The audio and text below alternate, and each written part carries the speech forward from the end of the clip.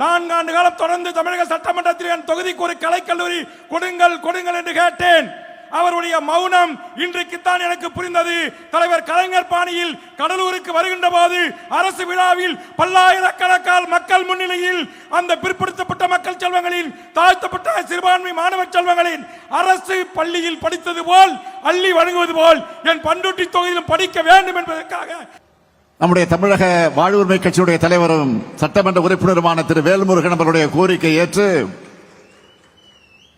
சட்டமன்றத்தில் தொடர்ந்து எழுப்பினார். எங்களுக்கு கூட சில நேரங்கள் கோபம் வந்தது. ஆனால் அந்த கோபம் இருக்கக்கூடிய இடத்துல தான் குணம் இருக்கும் என்று சொல்லுவார்கள். எனவே அந்த உணர்வோடு நான் இங்கே மகிழ்ச்சியோடு அறிவிக்கிறேன், பண்ருட்டி தொகுதியில் நம்முடைய சட்டமன்ற உறுப்பினர் வேல்முருகனுடைய கோரிக்கை ஏற்று 15 கோடி ரூபாய் செலவில் அரசு மற்றும் கலை அறிவியல் கல்லூரி அமைக்கப்படும்.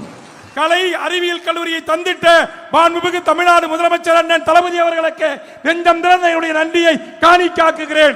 தளபதி ஒரு வார்த்தை சொன்னாங்க, வேல்முருகன் சட்டமன்றத்தில் கோவப்பட்டு கேட்டாருன்னு. அப்புறம் சொன்னாங்க, என்னை அங்கீகரித்தது போல் கோபம் இருக்கிற இடத்தில் தான் குணம் இருக்கும் என்று சொன்னீர்களே. என்னை புரிந்து கொண்ட தளபதி அவர்களே, நெஞ்சம் திறந்த என்னுடைய நன்றி.